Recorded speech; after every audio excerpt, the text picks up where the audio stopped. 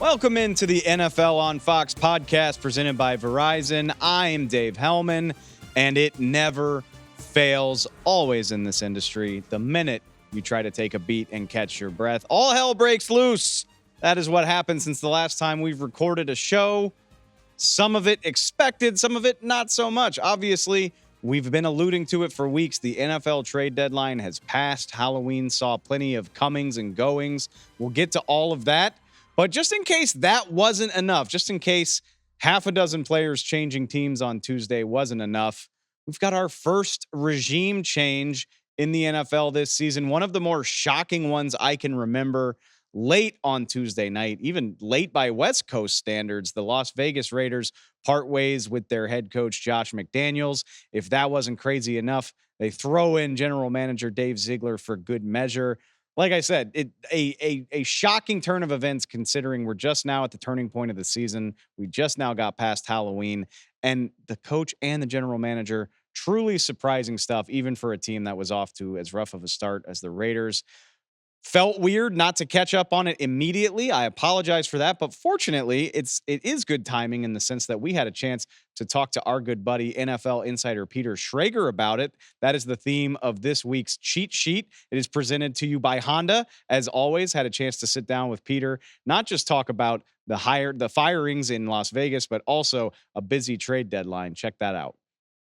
All right, Peter, for week 9, I feel like you're really good at this. So what I'm going to do for you is I'm going to try to set the scene. So It's Halloween night. You have kids, so I'm sure, you're preoccupied with trick or treating and the joy of the holiday. It was a busy trade deadline. You have a very entertaining morning show on the East Coast of the United States. Like the hay is in the barn. You're going to talk Chase. You're going to talk Chase Young. You're going to talk. We got our topics. Sweat. We're good. You got the rundown's ready to go. We got Josh Dobbs talk ready to go. Yeah. You settle in for a nice sleep before you said 4:30 in the morning. 4:30 a.m. Eastern wake up. Yep. Then comes the bombshell of all bombshells, right in the middle of that very nicely packaged plan. The Raiders don't just fire Josh McDaniels, they fire GM Dave Ziegler as well, which, I mean, it's a little early for a head coach firing, but that happens.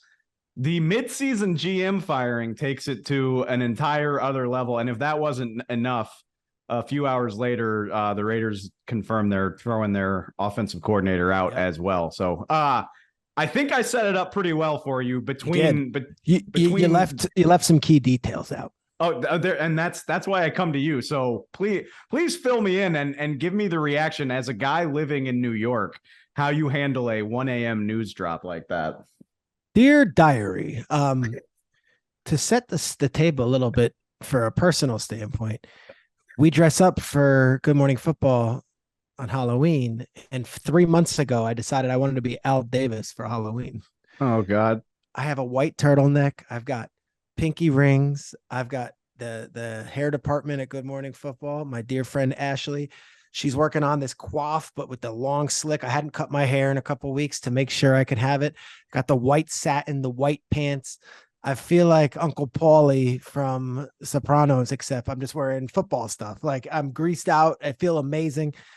We do an entire show of Good Morning Football. Now on Monday night, they laid the ultimate egg. I got so many tweets, and I don't always live on social media checking anything, but I've got thousands of tweets, Dave, being like, great costume.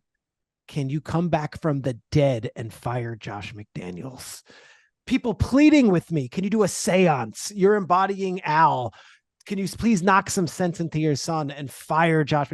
Raiders fans came out from every corner of the earth to tweet me, to tell me, Peter Schrager, with no connection to the Raiders, dressing in a costume that I planned in September, to fire Josh McDaniels. So that was all my day yesterday. Fire Josh McDaniels, my entire Twitter feed. Okay. I go, and not only do we do the show in full makeup, I do a podcast of my own. We then go trick-or-treating. There's a parade at my kid's school, followed by trick-or-treating around our Brooklyn Heights neighborhood. I'm wearing a costume that's a hamburger. He's a slice of pizza. So tired. We go through the candy. Dude, it's 10 o'clock. I fall asleep with like my shoes on. I'm so tired. You've had those tired days where you're just like, for sure. This has been nonstop. No game on at night, no flight to catch. Just get one night of decent sleep. At 1 a.m., the phone starts buzzing next to my bed. And my wife and I have had drag them out fights over keeping the phone next to the bed because that is just not good for mental health. I end up searching Twitter. I'm reading about the Middle East at 1 a.m. and it's like not good for anyone's mental health. Been there. Put it in the bathroom, put it somewhere else. You don't need to sleep next to your phone. But yes, I do, just in case what? Just in case there's a breaking news story. Okay. And then what? Like, what are you going to do? So I get to the phone and it's a source. You know, you got those like couple guys in each building. Hey, shit's going down out here. I think Josh is being fired or already has been fired. I'm not going to reveal the source.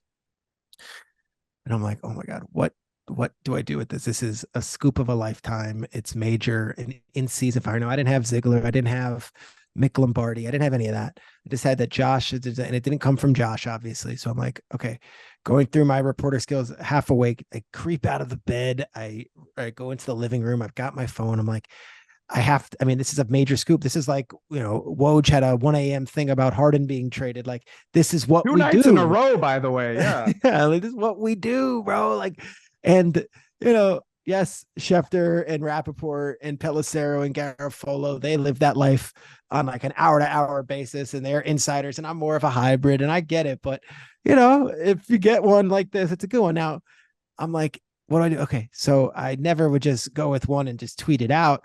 I start texting people within the organization that I know. I send a couple other text people in other organizations.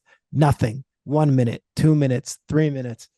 And then about 5 minutes in, my phone starts lighting up, but not from those people, but from other people around the league. Like, did you see this?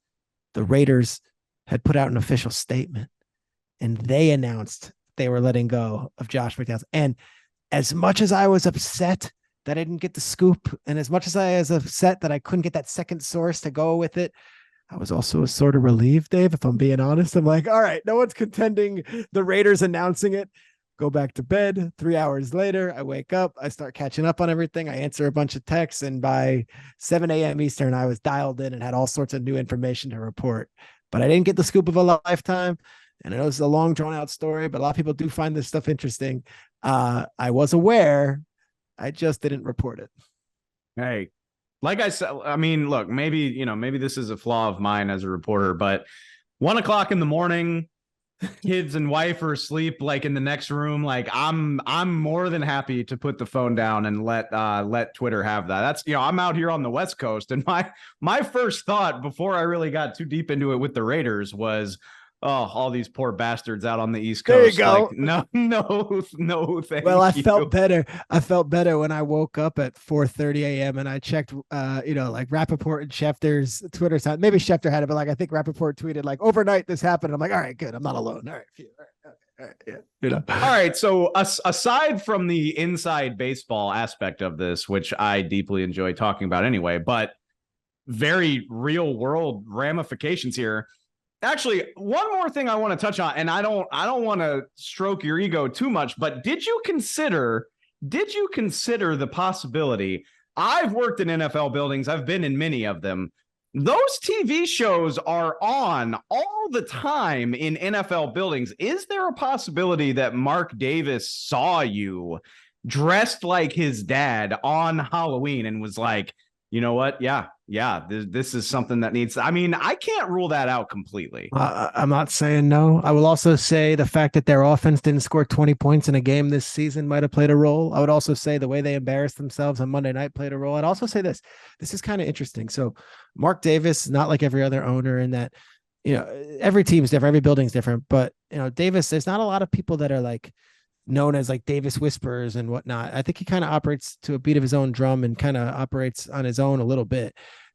When the Las Vegas Aces won that WNBA championship, they had a parade, and there was a strong faction of people who showed up for the parade, and Davis had to confront multiple people with giant "Fire Josh McDaniels" signs. Like, oof. Raiders fans took that moment like, okay, there's Davis. He's going to be at this thing. It might be lightly attended in certain pockets of the crowd. And there was a flood of people who showed up with fire Josh McDaniels signs at the Las Vegas Aces celebration. I wonder if that played a role. And it was like, gosh, I also think, and you're asking about, more of the serious stuff. They've got really high priced players and a lot of them don't seem too happy. And a couple of them, Josh Jacobs and Devontae Adams, have been very vocal. And if they haven't vocally said, I'm against Josh McDaniels, or they've said things about their own play, I think Jacobs' comment was like, I don't do the offense. And I think Devontae Adams' comment was like, I need more touches, more or less. I'm summing it up. And I think immediately in the media, and what we do is we say, well, that's not cool. Those guys are speaking out of school and, they're going to be traded and all this stuff. So they don't get traded. And of course, Jacobs can't be traded. He's on the franchise tag, whatever, but they don't get cut. They don't get traded. And the trading deadline passes. And then McDaniels and Ziegler get fired. And from what we're hearing on the postscript is that Mark Davis started talking to the players quite a bit. And in this instance, maybe the player's opinion more than the coach and GM, who are typically going to say, well, here's what the story is. And the owner wants to hear that from them because he's hiring them to do that. I think the players' voices were heard. And to a man, I will tell you this, Josh McDaniels was really well liked in the building as a person, all that stuff. It is some record, it has to be, in the second year of two different giant contracts as a head coach, he was fired midseason. Some guys just aren't meant to be head coaches. I don't know if he gets a third shot. And yet he has 6 Super Bowl rings at home. He has 6 Super Bowl rings at home, and he is universally respected for his offensive mind and universally liked. I work with Edelman. I work with Gronk. I work with Jason McCourty. I've worked with a lot of Patriots guys, and I've got relationships with several Patriots coaches. No one has a bad word to say about Josh McDaniels, the guy. I don't know if he was meant to be a head coach. I mean, at this point, I don't think you can argue it. And as a head coach in the NFL, and don't forget backing out of a deal with the Colts before it even really got started, I can't imagine a world where a team would take a third shot. I mean, yeah, sure. If he wants to work in the NFL, he absolutely can as an offensive coordinator, as a quarterback's coach, as an analyst, whatever he wants to do. But it's hard to imagine another head job after this one. Yeah. And that's not even the conversation at the moment. The one, it's just, I mean, his contract is anywhere between, and it's not reported, or like the league doesn't have it. It's anywhere between 4 years to 6 years guaranteed. I heard 6. And then I heard someone today say, well, it's really 4. They can get out of it after 2. But it's 4 years guaranteed. He's got 2.5 more years of millions and millions and millions of dollars to not coach the Raiders. And that's the second time in his career he's had that happen. Honestly, my dream in life. You can say I'm not ambitious if you want, but stop. Don't wish that upon yourself. Trust me. If you're sitting there, you're going to be staring out into whatever mansion you have, staring to the wall and questioning your self-worth if you're not working. Trust me. I mean, we can all look. Cliff Kingsbury went and found a job at USC. Like, you can always find work, but the monthly payments of 6 figures, especially someone that fired you, it feels kind of nice to cash those checks. They don't sound that bad. All right.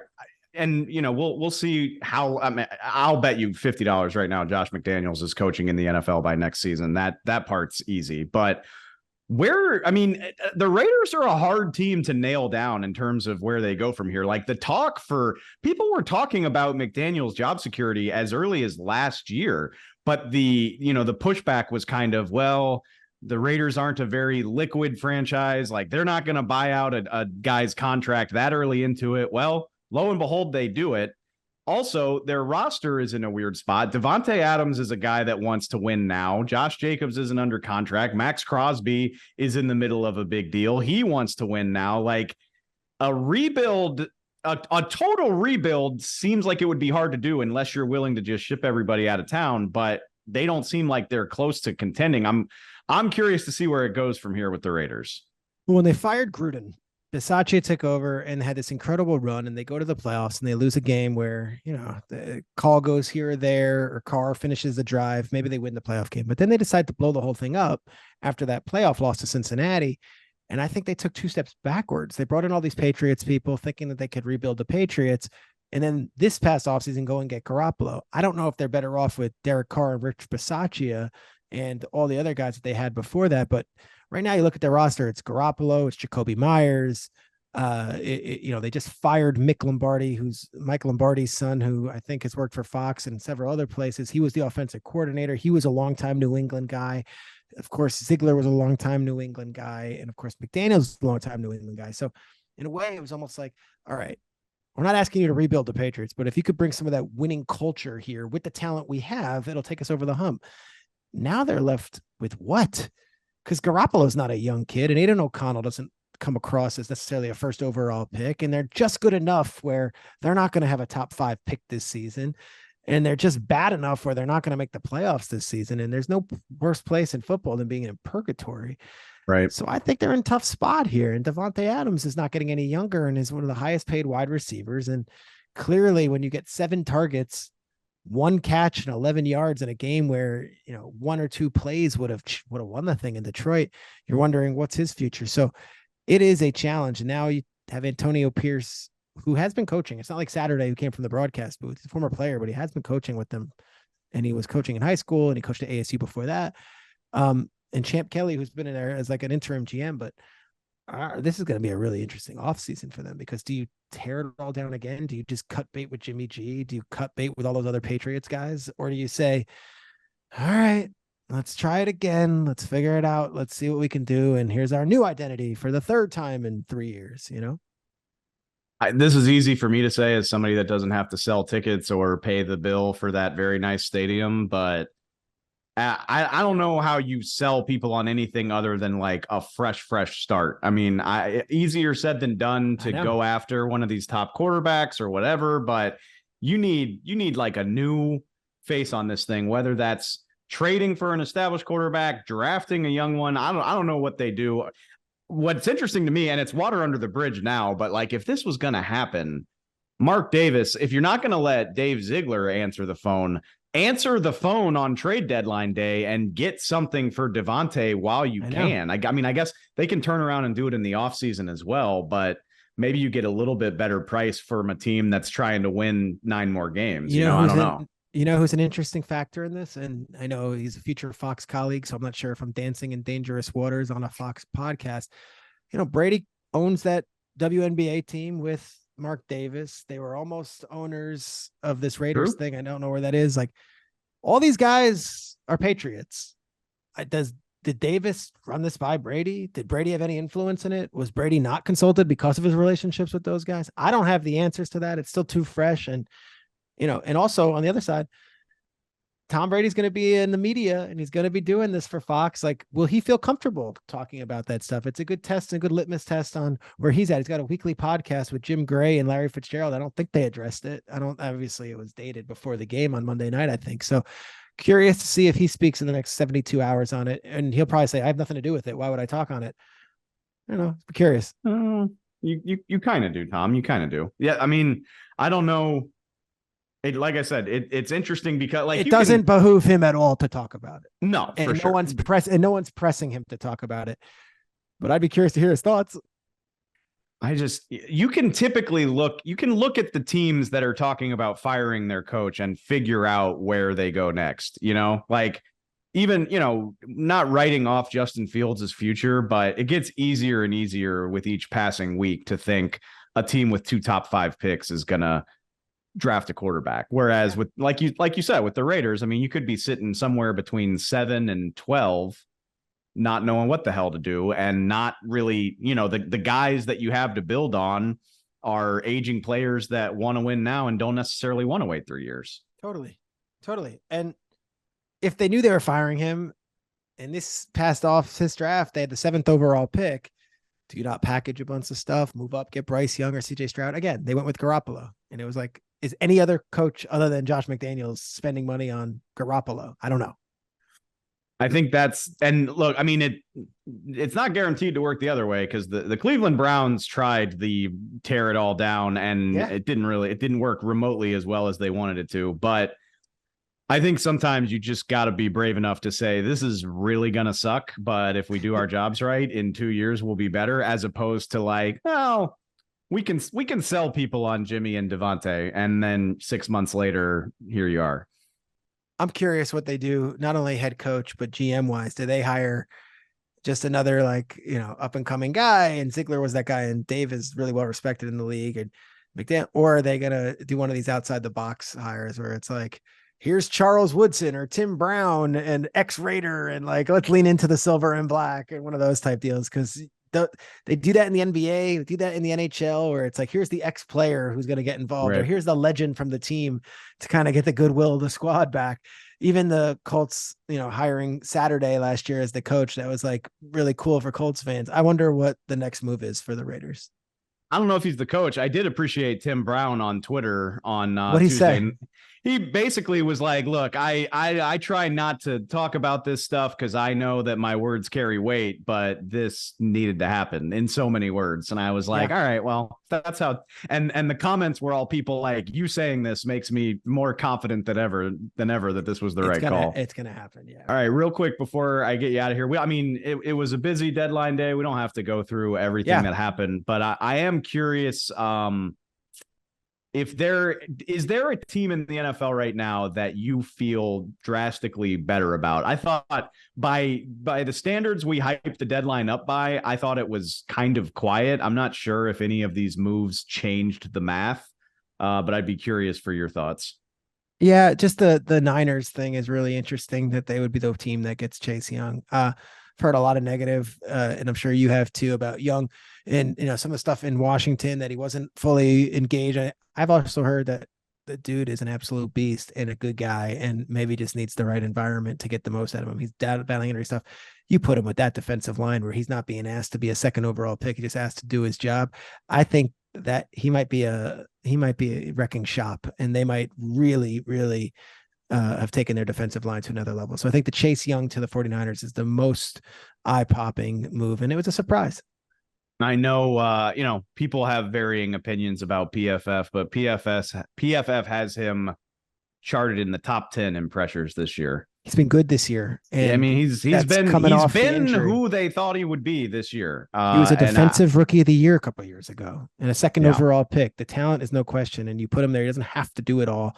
He didn't have to do it all there in Washington, but the whispers you would hear, and a lot of it's local media stuff, like, does he love the sport? Is he coachable? Well, Chris Kasarik is one of the best defensive line coaches in the game. I think they're going to get a different version of him.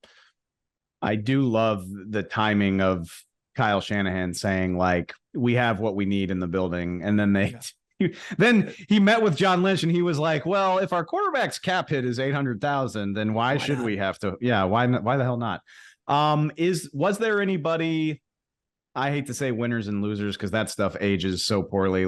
I remember I was so geeked about the Eagles getting Robert Quinn last year, and that was a big nothing burger. So I hate to say losers, but is there a surprise? I'll tell you my surprise.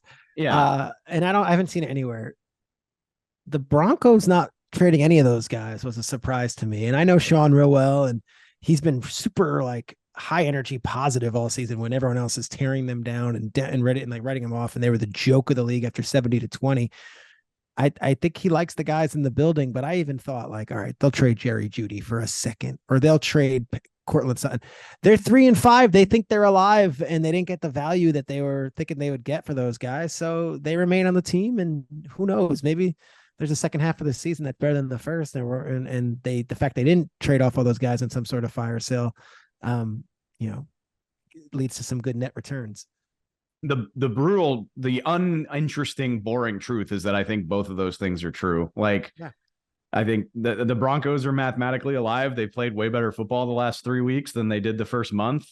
But at the same time, I don't think they got offers for those guys that was worth trading them.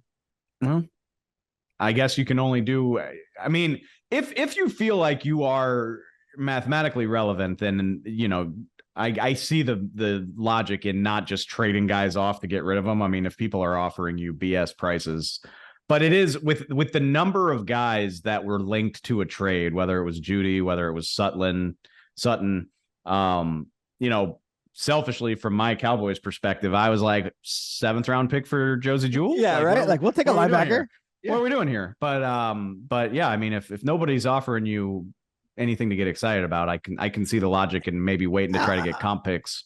There was a Ringer article or some other article, and it was saying, it was the Ringer, I think. And it was the NFL trading deadline was a bust. I'm like, it's always been this way. There's going to be a couple of names. You're going to get a lot of rumors. And last year, Christian McCaffrey was traded. This year, Chase Young was traded. Like, those are pretty big names. I don't know what everyone expects. It's not going to be it's not the NBA. It's not baseball. There's no fire sales because the season still hasn't even gotten going yet. We're still, week 8 and there's 18 weeks. So teams aren't cutting bait just yet. I think we got spoiled though, because the last 2 years, last year was pretty nuts. McCaffrey happened, and then even like closer to dead, like Bradley Chubb went to Miami. There were, and Von Miller a couple years ago. Like over the last 2 or so years, I'd say there have been half a dozen like Pro Bowl caliber players changing. Ezra teams. Cleveland doesn't do it for you, Dave. Doesn't quite do it for me, which I'm not going to call it disappointing though. By and large, like the guys that had the most amount of smoke around them got moved, like the Washington defensive lineman got moved. I thought the Bears were going to move either Jalen Johnson or Mooney. They didn't, which again leads to they just didn't get what they thought they would get for them. That's it. I do. And I wonder if Montez Sweat is a hell of a player, but I wonder if, we saw this last year. I thought the Bears giving up a 2 for Claypool kind of messed with the market as well, where it's like, all right, well, if Chase Claypool is worth a 2, we're gonna not be giving up anything more than that for somebody else. But I thought it was still interesting. I'm not disappointed, but yeah, I guess if you want to say it was a little bit quieter than the previous years, I hear you. Yeah. All right. It was fun, man. And the most important of all is, it is fun, but I do enjoy the fact that we can move on to the next storylines. It feels like the excitement around the trade deadline turns it into like a 6-week thing now, and now we can put it to bed until like February or March, combine time, and on we go. On we go. We'll check in with you next week for the second half of the season. We'll wait a week, but I want to get your thoughts on, like you just said, the Broncos hanging around there. There's definitely going to be some teams that we're not talking about now that we will be later. Jets, Vikings, interesting teams. Everyone thought we're going to be selling off parts. Held their cards pretty close to the table yesterday. Always a new story. I think I botched that metaphor, and I hope that's okay. They held their cards close to the table. I think it's close to the vest, right? It's close to the vest, close to the chest, but that's the beauty of a podcast. It can be whatever. Yeah. Peter, as always, we appreciate the time. I'll talk to you next week, man. Thanks, guys. A triple firing in Vegas is going to take precedence, but I do think we need to dive a little bit deeper into the trade deadline, especially now that we've had a chance for the dust to settle. Some of these guys have given press conferences in their new cities. We've had a little bit more time to get the details and digest the news. So I want to go through at least the big stuff, the big moves of the year. So we'll call it the top 5, the most impactful trades that happened in and around the deadline. I think we do start with Chase Young going to San Francisco. We talked about it with Peter already, but it's worth reiterating. I just think of the moves that have the chance to really change the calculus of the playoff race, this is the one for me, just because it's the best player with the most upside going to the best team. Chase Young, a ballyhooed draft prospect, a guy who was in the Heisman conversation at Ohio State. That's how highly people thought of him. And I know there are plenty of critics of this trade that say, yeah, but he hasn't delivered on that. It's true, but that's mostly injury related. And so far this season, he's been fairly healthy. He hasn't missed a game since the season opener. He's got 5 sacks on the year. Like I said to Peter, he's top 10 in the NFL in pressures so far this season. He is playing like the guy that a lot of people thought he would be. If he was going somewhere with a lesser pass rush, I might not be as juiced about this, but from one great front to the other, he's going across the country to San Francisco, where his old college teammate Nick Bosa can help him out. Friend of the show, Javon Hargrave, is there. Arik Armstead, a perennially underrated defensive tackle in this league. And then some really solid role players like Cleveland Farrell and Randy Gregory as well. I just think this is set up to not only benefit Chase Young, because he is in a contract year, but really help the Niners fix their defensive woes. Lagging in the pass rush, not as many sacks as you would prefer. I don't know how much this is going to change that. I'm not saying Chase Young's suddenly going to blow up for 15 plus sacks, but it's another guy that you have to account for, another guy that makes it harder to take Nick Bosa out of the game, or attempt to anyway. And yeah, I really do think this does have the potential to help the 49ers get out of their defensive malaise. So if you're looking for one that makes the biggest impact, I really do think that's it. And I am curious to see. The 49ers have a lot of flexibility because of Brock Purdy's cheap contract, his contract or lack thereof. They could afford to sign Chase Young if they wanted to, most likely. Not to say that they will. Maybe this is a rental. Maybe his long-term health, the issues with his knee, does scare the 49ers off. Maybe he'll be able to hit free agency. But a third-round pick for a team that expects to be picking late is a small price to pay for a guy that can really juice your pass rush.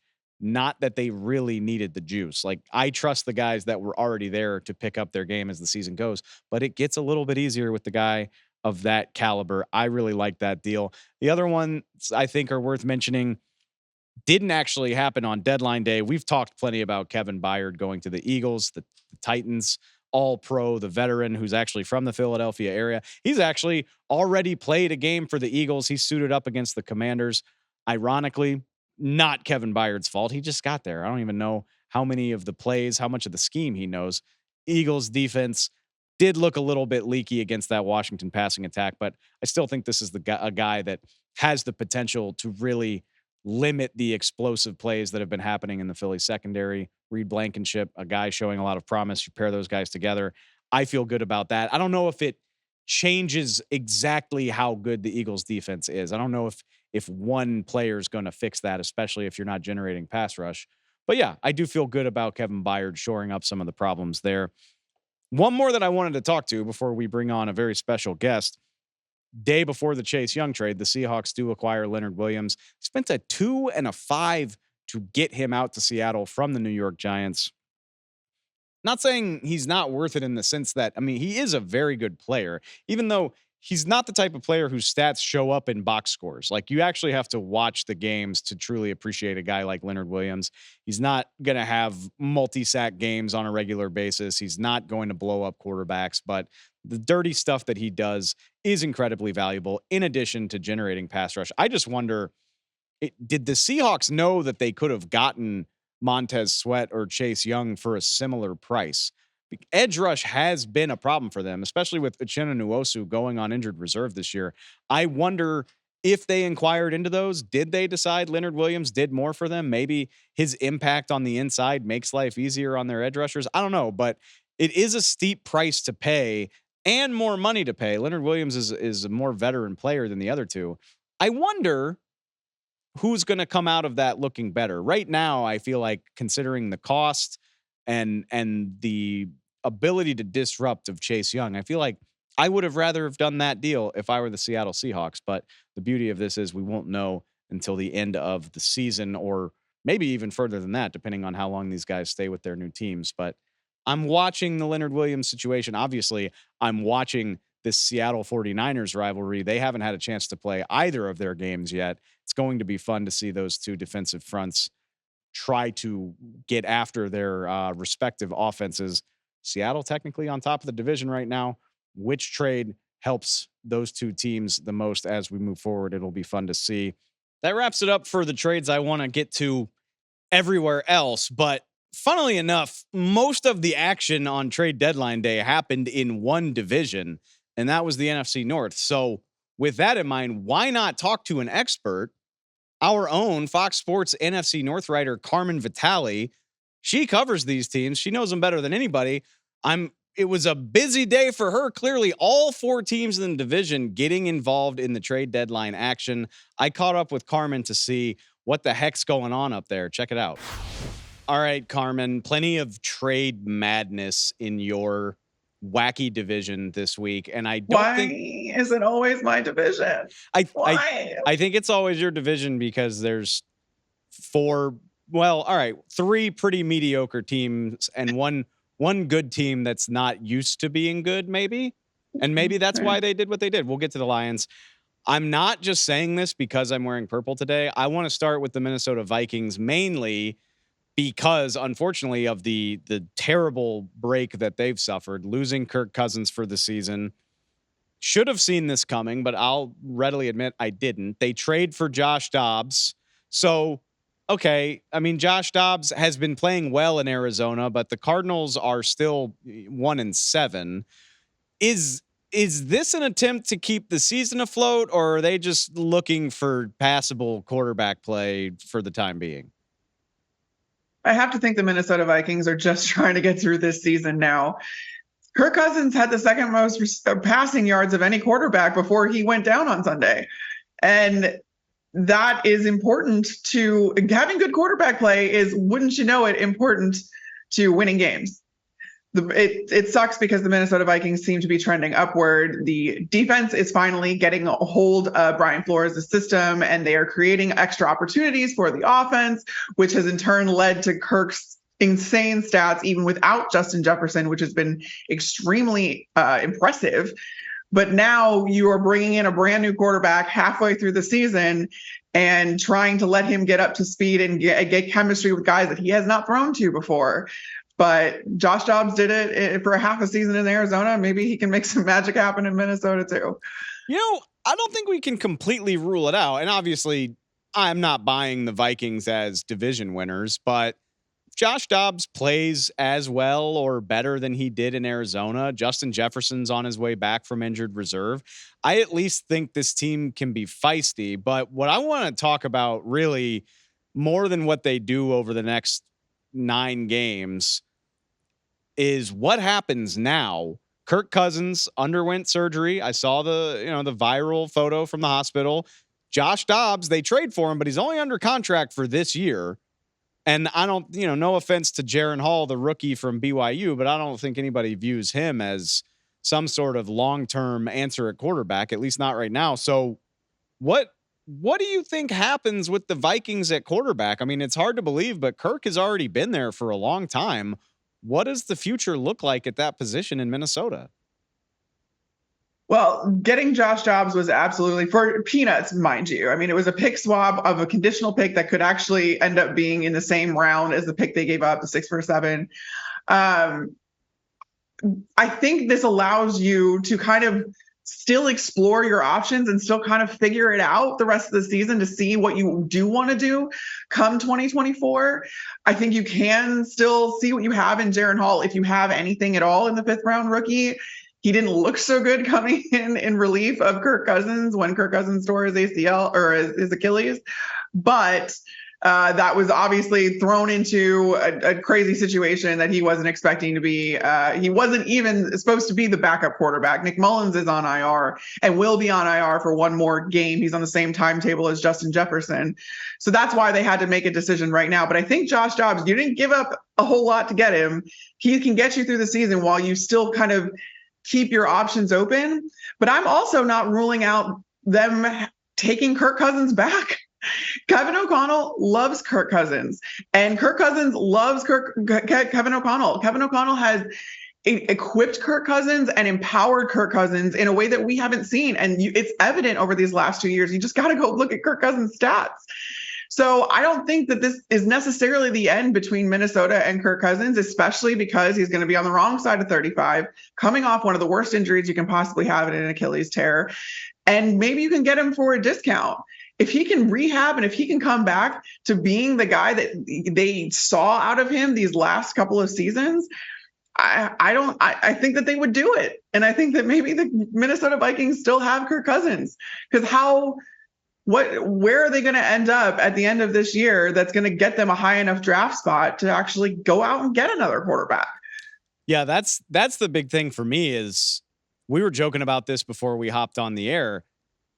Like, even at 4-4, the Vikings might have played their way out of the big time quarterback prospects. I mean, it looks like a great draft for quarterbacks. Don't get me wrong. If they really want one, I'm sure they can find one. But if you're talking about Caleb Williams or Drake May, if you're talking about somebody that's going to go in the top 5, 4 wins at the midpoint of the season already might be too many. So I agree with you. Now you find yourself looking in a situation of, well, if we can't do that, what is the next best alternative? And maybe Kirk Cousins isn't a long-term fix. I mean, ironically, the Vikings have never signed him to a super long deal anyway.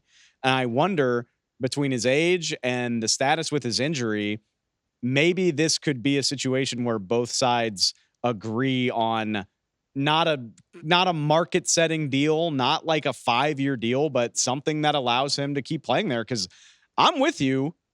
If people didn't realize it before, I think the San Francisco game opened their eyes. Like Kirk Cousins is playing some of the best football of his career right now, or was, unfortunately. And again, that's something that Kevin O'Connell has empowered him to do.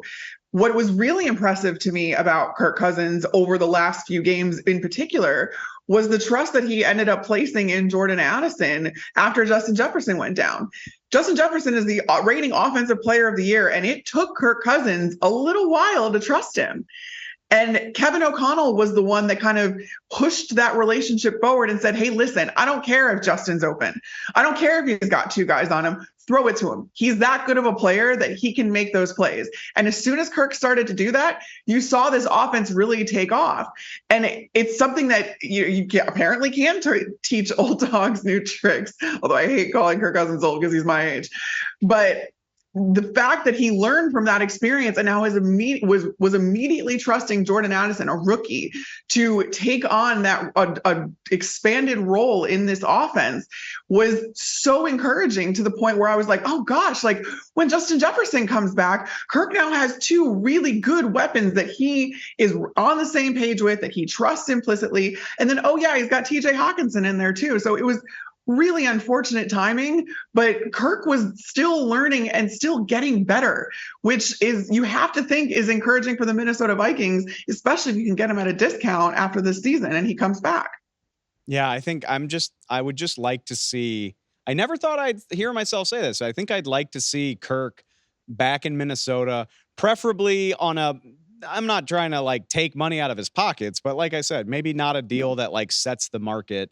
Similar to another quarterback we can get to, Jared Goff. Like if they could get him on a deal similar to Goff, where you're a little bit down in the financial hierarchy, that would be a lot of fun, in my opinion. All right, let's keep it moving in the NFC North, because we do have to get to all 4 of these teams. A team that's near and dear to your heart, near and dear to you geographically, the Chicago Bears made the first big splash. They traded a 2nd-round pick to the Washington Commanders for Montez Sweat. Now, it checks all the boxes. Like the Bears need pass rush. Montez Sweat has as many sacks as their entire defensive line put together. They need more, in fact. That's bleak. Yeah. That's bleak. No. It makes sense to use a premium pick on the position. I get that. But what came across my mind when this happened was, okay, they're going to trade for him and they're going to extend him. It happened with Bradley Chubb last year. You know, he's traded from Denver to Miami, and just like that, he's got a new deal. But then on Wednesday, Montez Sweat is like, I'm going to get the lay of the land and see how I feel about the Chicago Bears before I sign anything. And Carmen, that has to be terrifying if you're a Chicago Bears fan, to hear that the guy you just gave up a 2 for might only be around for a few games. What will end up being a very high 2, by the way, which, they also did that last year, and look how that worked out with Chase Claypool. The fact that they went for this again, I honestly, I got to respect it. I got to respect the Chicago Bears for not getting gun shy after the debacle that was Chase Claypool, you giving up the 32nd overall pick for him, and then he doesn't even play a full season for you.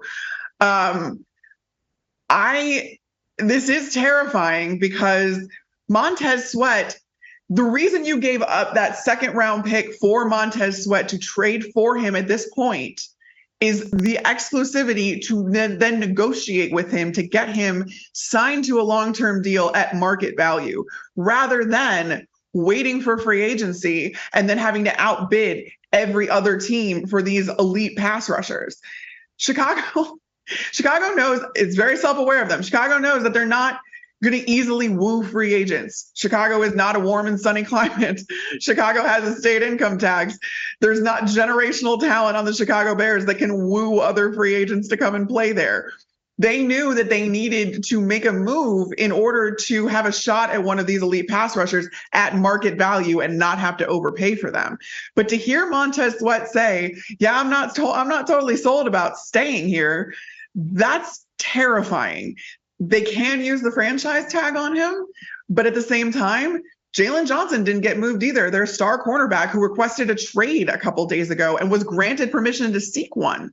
He didn't get one before the trade deadline, but now the Bears say they're still open to doing a deal with him. He's also a candidate for that franchise tag. So you're going to have some really crazy decisions if you don't get Montez Sweat under contract for at least the next few years. And if you let Montez Sweat walk after 9 games, that is arguably worse than anything that happened with Chase Claypool this season and last. Yeah, that's and I'm glad you brought it up. Of course, the Bears can use the franchise tag on Montez Sweat, but if you're gonna use the 2, which, like you said, could very likely be a top 40 pick, wouldn't you rather do that comfortable in the knowledge that that's not even going to be a thing? You might need it for Jalen Johnson, or even if you don't need to use it on Jalen Johnson, maybe you don't want to be in a situation where you're in a contract dispute with a guy you just traded for. And that's what the tag is for at the end of the day, is keeping you from losing a contract dispute. Yeah. I really have no other thoughts on this other than there should have been conversations about this prior to making that trade. And you had to have gone into it with a reasonable confidence that this was going to happen and that Montez Sweat was going to be a Bear for more than 9 games. I went so far as to say that trading for Montez Sweat was a vote of confidence in Matt Eberflus, because you were looking to get a pass rusher for multiple years. And the last thing you want to do is pull the rug out from underneath him.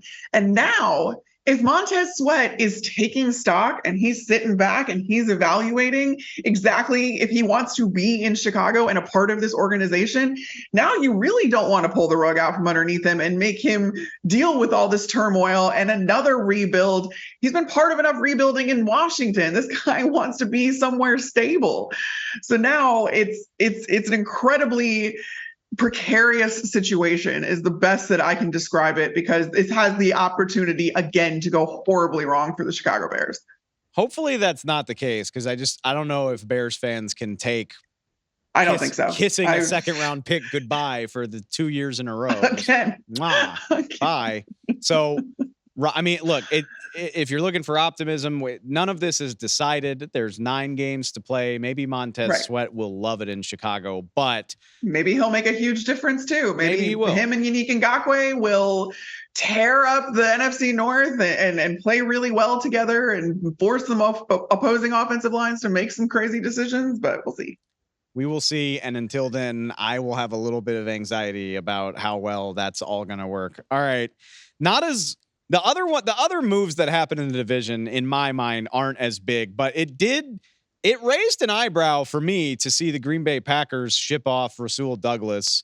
Fan favorite with the Packers, seems like a team favorite, just looking around the locker room, watching the sound coming from the Green Bay locker room. It seemed like a lot of guys were caught off guard and surprised.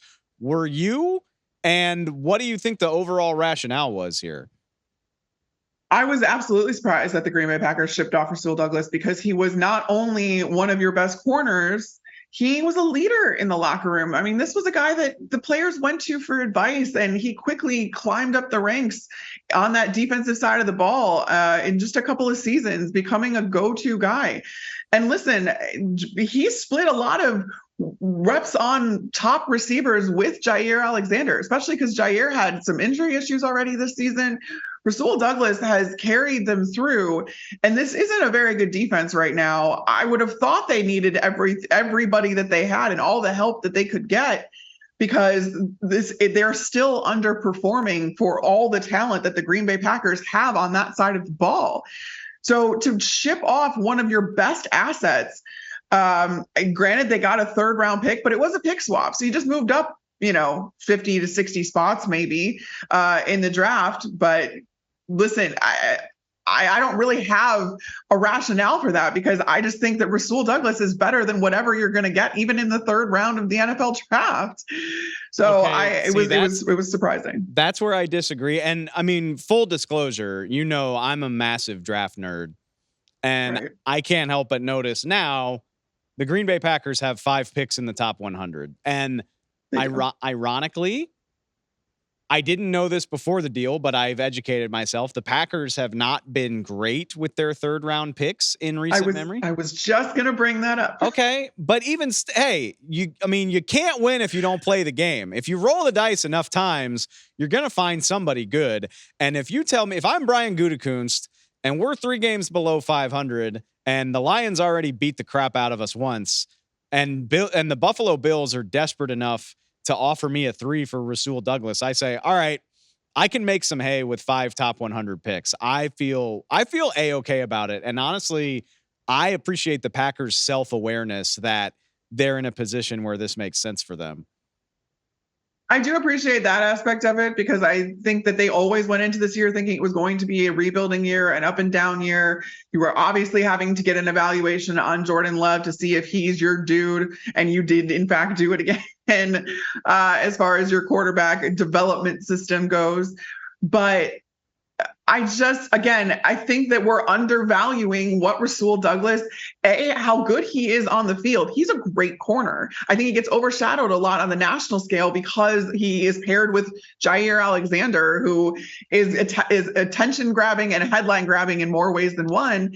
But not only is Rasul good on the field, he was great for that locker room. And pulling a guy like that out just really hurts any sort of progress or improvement. And of all of the units on this team, the defense should be the one that has the least to go, because they have so much talent on that side. So I guess, someone else is just going to have to step up in Rasul's place as far as that leadership role goes and that mentor role goes, and the guy that's, that everybody goes to for advice goes. But I still was surprised. I get the fact that, you're banking on yourself here, that you're going to be able to make up for that loss in the draft with all of the capital you now have. But it still stung. It stung Green Bay Packers fans. It stung the Green Bay Packers locker room. And I think they can all take comfort, though, in knowing that Rasul Douglas has now gone to a contender. Yeah, he will. I think he's got a better shot at a Super Bowl in Buffalo this year than Green Bay. But look, he's a good player. Give me the picks, baby. Give me the picks, because until you're the opposite of Sean McVay. You're just like, no, give me the picks and let's meet. You're like, give me the picks. Until proven otherwise, all 5 of those guys are going to the Pro Bowl. That's my attitude if I'm a Green Bay Packers fan. That's what I'm thinking. All right, 2 smaller ones. Apologies to the Vikings. I did forget they did something else on deadline day. They traded offensive. And you're like, when I'm wearing a thick 6 t-shirt too, you're just going to gloss right over the offensive line, aren't you? Yeah, I know how much you like the offensive line. And look, I think this is a great deal. The Vikings trade Ezra Cleveland to Jacksonville for a 6th round pick. I think it's a great deal for Jacksonville. They needed the help on the O-line. But as far as Minnesota goes, this just feels like getting rid of a guy that you weren't going to extend. Like, I think it just makes sense for Minnesota to get rid of a guy that wasn't in their long-term plans. It certainly seems that way, that Ezra Cleveland was not going to be re-signed by the Minnesota Vikings. And I get that Kwesi Adofo-Mensah, their general manager, wasn't the guy that drafted him. But I thought that Ezra Cleveland, and I still think that Ezra Cleveland is one of the most underrated guards in the league. And I don't care how he was acquired. I don't understand why you don't want to hold on to that talent, or why you get rid of him mid-season for the equivalent of what you would have gotten had he left in free agency in a comp pick. That's where I'm really kind of confused, because I know that they signed Dalton Reisner, and Ezra Cleveland has missed the last 2 games with a foot injury. Dalton has come in, seamlessly filled in for him. He's done a really good job. But then I don't know why you get rid of the depth that you then have by trading away Ezra Cleveland. Or, I hate to say it, because he's one of your sons, Dave. He's an LSU Tiger. Ed Ingram has not been the guy that they drafted him to be yet on the right side at that right guard position. You didn't have to slander Ed Ingram today, but you chose to. I'm not trying to slander him, because I'm not convinced that he can't get better. But as of right now, if you want to field your best 5 on the offensive line, Ezra Cleveland was absolutely part of that. And especially on that left side where you have Christian Darrisaw, you had Ezra Cleveland, and then you had Garrett Bradbury at center. That left side was locked up for the Minnesota Vikings. And oh, by the way, that's the blind side. So you want to keep continuity there where you can, and then maybe put Dalton Reisner in for Ed Ingram. But I get that if you weren't going to extend Ezra Cleveland and you were going to have to pay him, I guess this makes sense, but you're going to have to pay Dalton Reisner too, because he's only on a 1-year deal. Ed Ingram is still under team control. And I think that was probably what this all came down to, was the fact that instead of paying both Dalton Reisner and Ezra Cleveland, that you only have to pay one of them now. But I think it really made your offensive line a lot worse. Yeah, if you're Minnesota. I'm not under any illusion that Ed Ingram has played up to his draft slot, but he's on a rookie contract for more time than Ezra Cleveland. I think it's as easy as that. And when you remember that Quasi and the Vikings front office drafted Ingram and not Cleveland, this is the politics and just the brutal reality of the NFL. They felt, I'm just trying to get justice for the big men, Dave. That's all I want. I just want these guys to be valued like they should. I hear you. I appreciate your efforts. They fell on deaf ears in Minnesota, at least right now. All right, let's wrap this up. Honestly, one of my favorites, an under the radar deal, but the Detroit Lions send not even a current draft pick, but a 2025 6th round pick. So basically a bag of potato chips for Cleveland Browns wide receiver Donovan Peoples-Jones. I like it regardless, but I especially like it because he's a guy from Detroit, went to the University of Michigan. Love a good homecoming story with DPJ coming back to his hometown. We love a good homecoming story in a city that is so prideful as Detroit, or as prideful as Detroit. I know that was bad. I'm sorry, guys. But I do like this for a lot of reasons, because I do think that Donovan Peoples-Jones can be a complementary piece in this wide receiver room, because he is a true outside threat. I was looking up, was watching some of him, and then I was looking up some of his stats, and most of his routes run have come out of a wide alignment. So on the outside, he's that true. Most of them have been go routes too. So he's been doing a lot of cardio out there. And I think that can complement Amon-Ra St. Brown, especially, and let Amon-Ra be who he is. He's not just a slot receiver. Please don't make any bones about that. I am not saying that Amon-Ra St. Brown is just a slot receiver. He has proven time and again that he can be a number 1 wide receiver in this league, but he makes his bread and butter in the slot, and he can run any sort of route out of the slot. He's so good there. So I think that you can now allow Amon-Ra to focus on the things that make him an elite receiver, while now still having an outside threat. And then, this takes some of the pressure off Jameson Williams too. You still have a speedster like him that can go down the field. I really like this for Detroit, and I think it's going to make this offense even more potent with Ben Johnson in charge of it. The crazy thing, you see a trade like this and you're like, oh, DPJ fell out of favor in Cleveland. He's only caught 8 balls in 7 games. They just don't like him anymore. He can't get on the field. But then you dive into it. Yep. This guy's played. That's not the case. This guy's played 82% of the snaps for the Browns this year. He's run 170 something, almost 200 routes this year.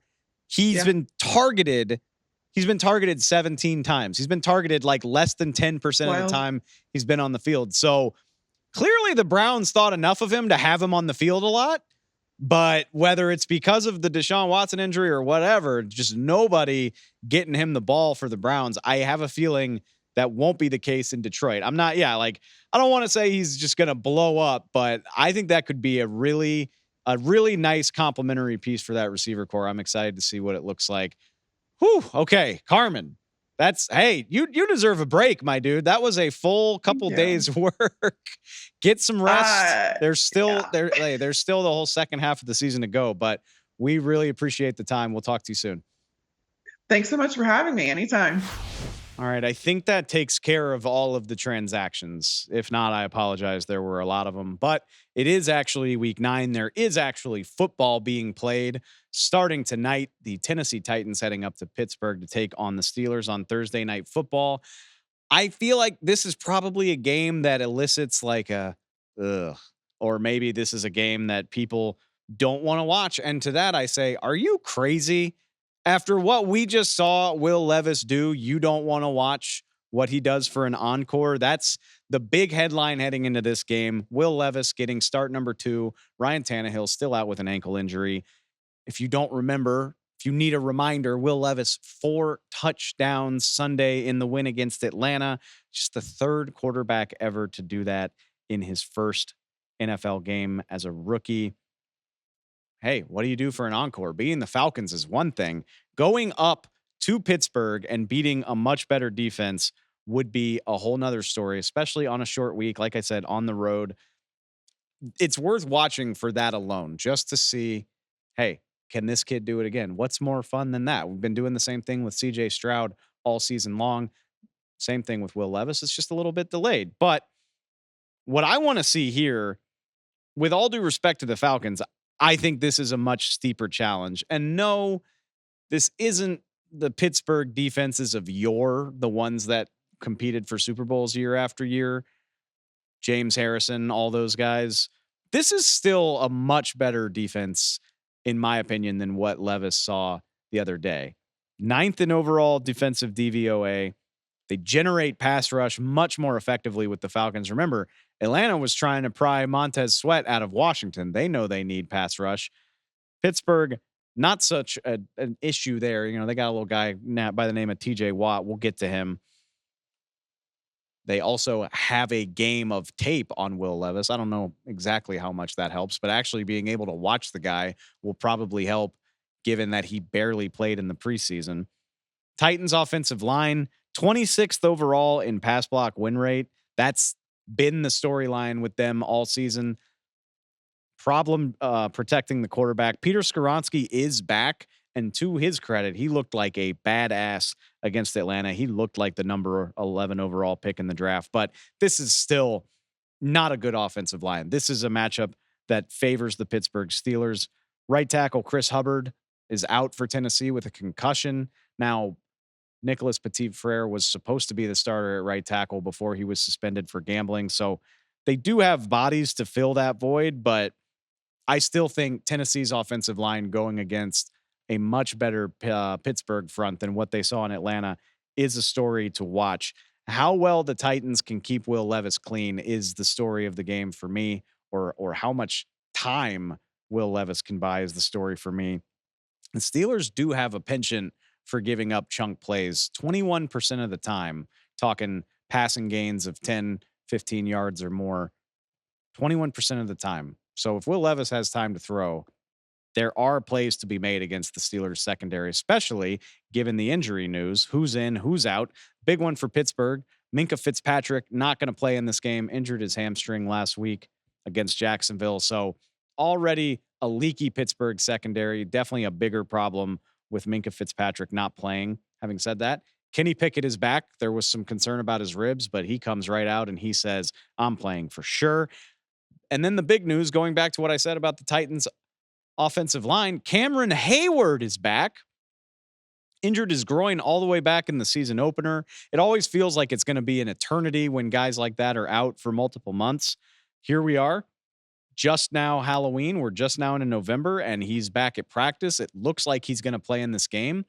Already a favorable matchup when you have TJ Watt, but a guy of Cam Hayward's ability in the middle there, making matchups more favorable on people like TJ Watt. Yes, I think that is a big advantage for the Steelers. Over on the other side, DeAndre Hopkins, probably the biggest availability question for Tennessee. He showed up on the injury report Wednesday with a toe. I'm just going to guess that he plays. I don't know. He's a decade-long veteran in the NFL. He doesn't miss time if he can help it. I think DeAndre Hopkins plays. It is interesting to note, Titans cornerback Roger McCreary out for this game. Only thing the Steelers do well on offense to this point is find George Pickens for big gains. So I think that is something to keep in mind. Roger McCreary out. I already alluded to it. You already know it. The matchup to watch for me, we talked about this on Monday with Max Crosby and Las Vegas. I think TJ Watt has the potential to swing this game all on his own. I mean, it doesn't hurt that he's got Alex Highsmith and now Cameron Hayward, but a guy of TJ Watt's caliber having the season that he's having, he's the only player in the league this season with 8 or more sacks, 20 or more pressures, and an interception. one of the only players in the league this season that has 8+ sacks, 20 pressures, and 2 forced fumbles. Myles Garrett and TJ Watt are basically in a wrestling match for defensive player of the year. Certainly the front runners through the first half of the season, in my mind. 8.5 sacks on the year. I can just read these stats. They're all incredible. Third in the league in quarterback hits. 22 individual pressures on the year. He's scored defensive touchdowns. His interception against the Rams a couple weeks ago swung that game. Scored a touchdown against the Browns that helped prove the difference. This is a guy who, even if you try to scheme against him, TJ Watt is a guy who's good enough to help you win a game all on his own. Myles Garrett had this moment against the Indianapolis Colts a couple weeks ago. I don't know if TJ is going to do all of that, but I definitely think in front of a national audience playing against a really leaky offensive line, I think TJ Watt's got the ability to really announce himself isn't the right word because he's already won Defensive Player of the Year, but really take over this game and really say, hey, yeah, I know that guy in Cleveland's really good, but I'm pretty damn good myself. So that's what I'm watching.